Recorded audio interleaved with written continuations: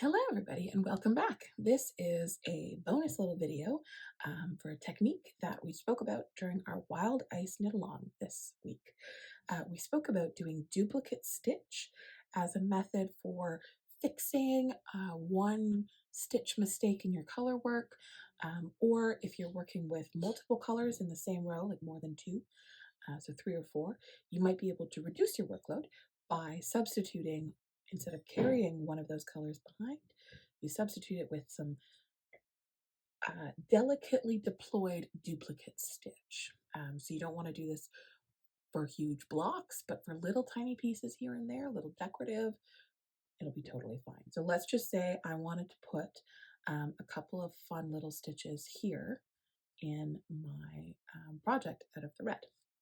So I'm going to need some of the yarn. I'm going to need a darning needle, and so thread that yarn on here, and I am going to want to make sure that I have somewhat of a tail.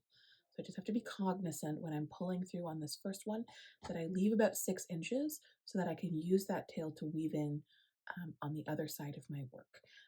Okay, so now I am going to follow the path that yarn takes when it's making a knitting stitch. So if you go online and look up like what does a knit stitch look like, you might see a diagram that looks kind of like a Greek letter omega. Maybe I can trace it out here in my yarn. So it'll look kind of like this. So the yarn goes here, goes up, and comes back down. And we are going to follow that path with our yarn. So let me pop my hand in here just to stretch out the fabric a little bit. And I mean, I'm just doing a demonstration purpose, so I'm just going to choose a random stitch. I choose this stitch. So I'm going to start, so you can see this chevron is kind of the middle part of that omega shape that I was telling you about. So I am going to start by doing the coming up here so that I can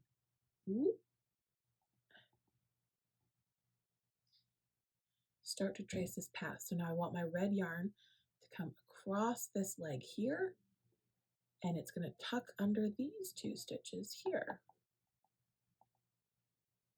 There's 2 legs, I should say. It's not a stitch. It's 2 legs here. So I'm going to pull through here. And then if I'm following the path the yarn takes for that knit stitch, it comes down here and under here. So I'm just going to do that. And then we're going to step back and take a look. You can see by following that swoop, so go in, up, behind, down, and behind, I've covered the original stitch with some extra yarn. And now I'm going to do this again. So maybe I'll do like 3 or 4 stitches and kind of like, I don't know, maybe a Frankenstein look. I'm coming out already here. I want my yarn to cover this guy. So I'm going to take my needle, trace that path up, and see where it dips under those 2 legs of the stitch above. Pull that through. There we go. So I'm halfway there. And then I'm going to follow the yarn path down, and it disappears under these 2 legs. Here we go. There's stitch number 2. I'm going to follow the path up again. Goes under these 2 legs of the stitch above. Pull through, halfway there. Follow down and go stitch below under those 2 legs. Oop. There we go. So that's 3. Let's do one more together. I'm already in here, so I just need to travel up that first part of that stitch, go under the legs of the stitch above.